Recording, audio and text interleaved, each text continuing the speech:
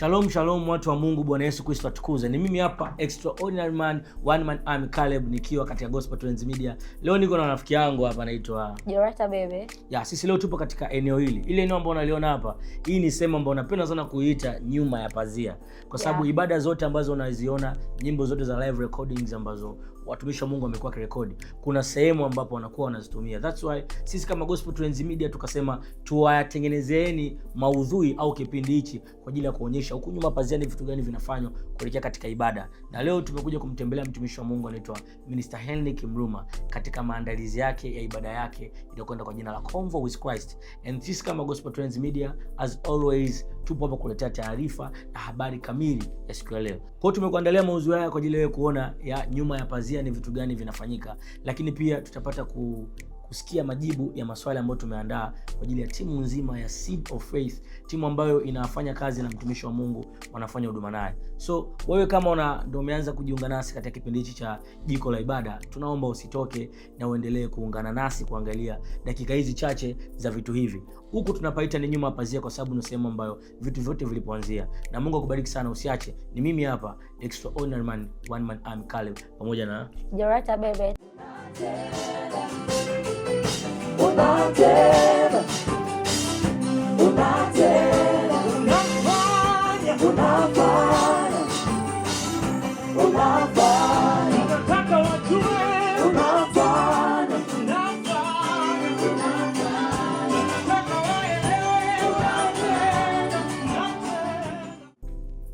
Naitwa Henrik Mruma, mimi ni mtumishi wa Mungu kwa njia ya uimbaji.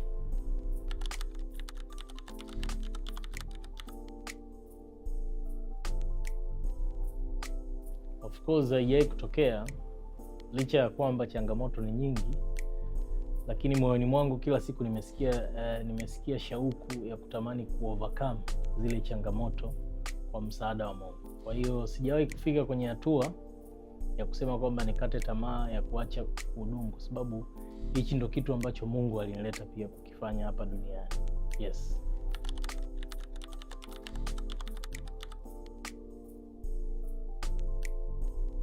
Of course wako watu wengi, wako wazazi wangu, wako dada zangu, mke wangu, lakini na marafiki zangu pia. Kwa hiyo wako watu wengi ambao wananitia moyo kila wakati kwenye nyakati tofauti.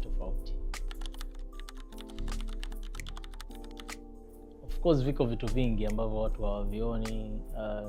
Kuna zile personal devotion ambazo wanazifanya, maombi, kusoma neno, kujifunza kutoka kwa watu, lakini kujifunza kutokana na michakato ya hapa na pale ya maisha. Kwa hiyo viko vitu vingi ambavyo ninavifanya kwa msaada wa Roho Mtakatifu, ambavyo naweza nikasema ni sacrifice ya kuacha baadhi ya vitu ili kufanikiwa kwenye vitu fulani ambavyo watu hawavioni.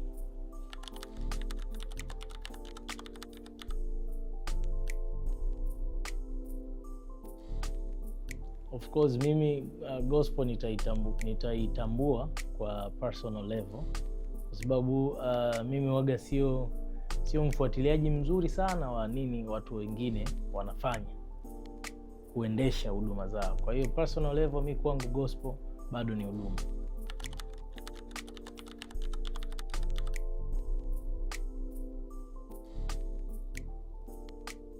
Of course kinachotenganisha huduma na biashara ni kusudi ambalo Mungu ameliweka ndani ya mtu na mtu kuweza kulitii lile kusudi. Yes, kutoka moyoni mwake.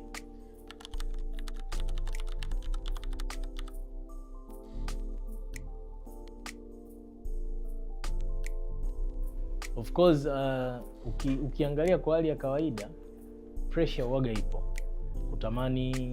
Kutamani kuishi kile ambacho watu wanaona uishi, kwa sababu unajua sisi wanadamu hatujakamilika na kila siku tunamkosea Mungu hata kwa vile vitu ambavyo watu hawavioni.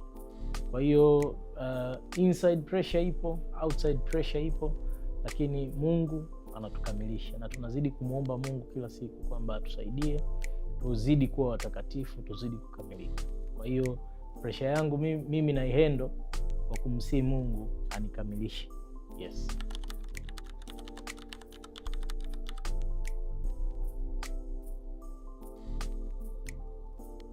moment nilio experience ni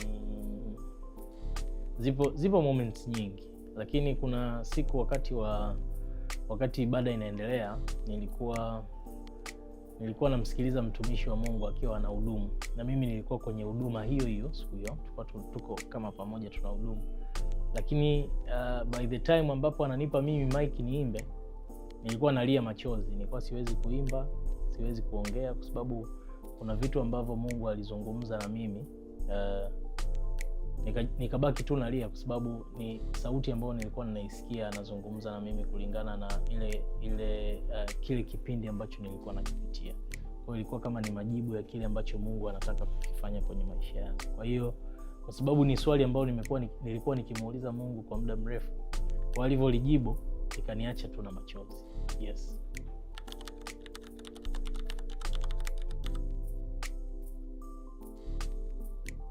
Yes, kuna wimbo unaitwa Nataka Nitulie. Nataka Nitulie niliuandika mwaka 2019. Huo wimbo niliuandika kipindi ambacho Mungu alikuwa ananifundisha kuhusu kusubiri, kutulia na kuamini. Kwa hiyo kipindi hicho nilikuwa nimepitia season ambayo moyoni na feel kabisa hichi ni kipindi ambacho nimekataliwa, na wakati wa kukataliwa, of course tunajua watu wote kwamba kukataliwa kuna maumivu. Kwa hiyo katika ule mchakato wa kusubiri nikae sawa, hicho ndo kipindi ambacho Mungu alinipa huo wimbo Nataka Nitulie.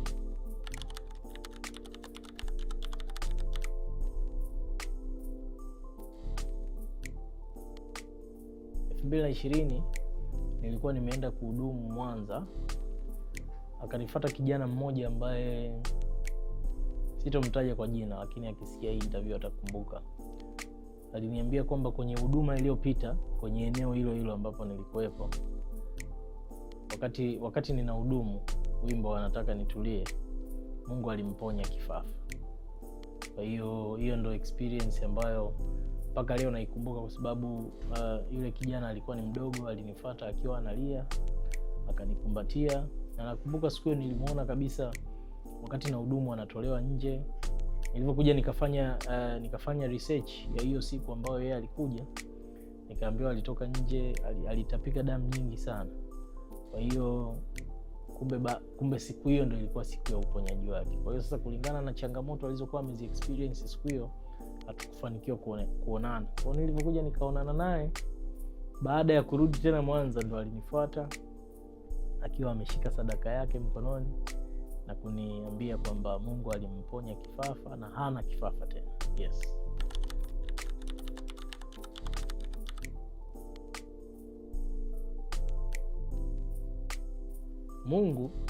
Mungu ni wa kuaminiwa.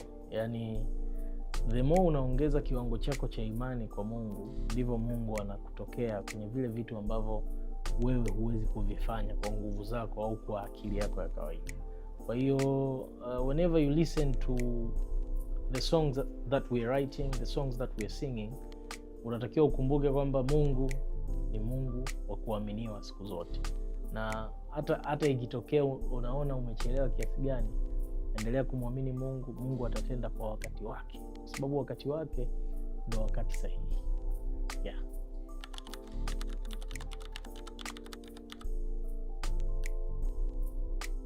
Kuna project ya live recording inayokwenda kwa jina la Convo with Christ.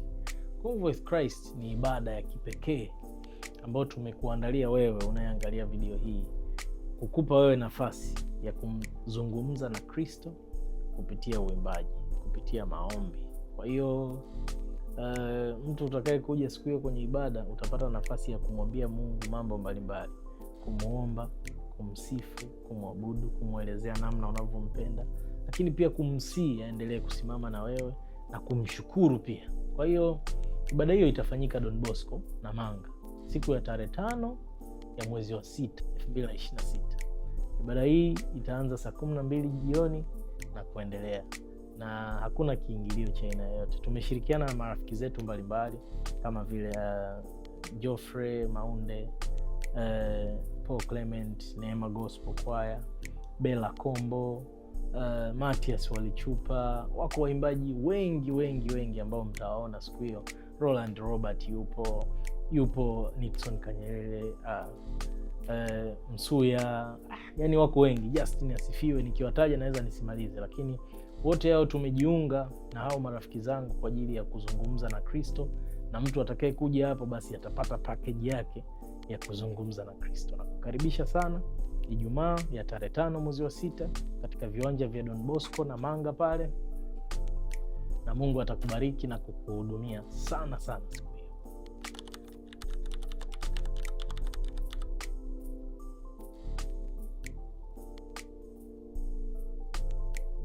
Of course mimi katika ndani ya miaka 5 hii najiona katika utumishi huu na kuendelea kumtumikia Mungu hivi kwa njia ya uimbaji, na ninamuomba Mungu aendelee kunipa neema ya kufanya hivyo zaidi na zaidi kila siku.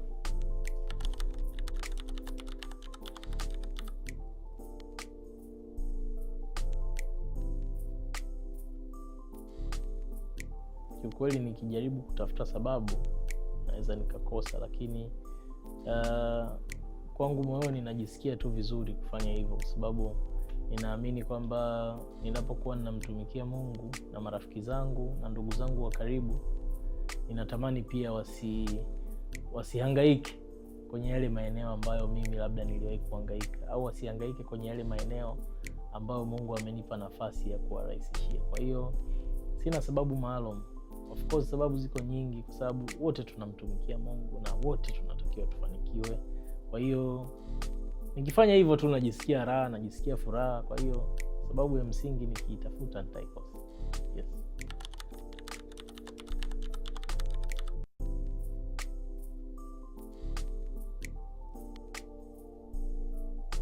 Of course sina watu specific ambao naweza nikasema nimewasaidia, ila wengi wao ambao tuko nao pamoja, Mungu anaendelea kutusaidia na sisi pia tunasaidiana, hivyo hivyo tuna move. Kwa hiyo wale ambao mimi naamini, unajua mimi na kitu kimoja ninachokiamini ni kwamba mtu ambaye umemsaidia yeye mwenyewe ndo anajua kwamba umemsaidia.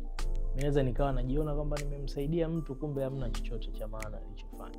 Kwa hiyo wako marafiki zangu wengi, wako wadogo zangu wengi ambao tunasaidiana na tunashirikiana. Kwa sometimes unaweza kuna mtu labda nikawa mimi kwa sababu niko front line pale, alafu ukaja ukamuona mtu baada ya yeye kuwa na mimi, ukawa moyoni mwako ukaona kabisa kwamba huyu mtu Mruma amemsaidia, kumbe ni Mungu tu amempa neema ya kufanya hicho kitu kwa wakati huo, na mimi pia nimekuwa naye, lakini na yeye pia huyo mtu ananisaidia. Kuna vitu vingi kuna watu hawaoni, mimi mnavyoniona hivi leo hapa sio kwa sababu mimi ndo nimefanya kila kitu mwenyewe. Kuna watu nyuma yangu ambao wamekuwa wakinisaidia na wako ambao wanaendelea kunisaidia. Kwa we move together, na wale ambao Mungu anaendelea kuwatambulisha atawatambulisha kwa wakati wake, kwa utukufu wake. Amen.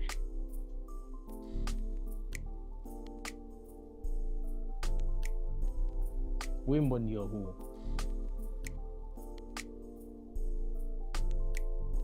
Imani. Sijui.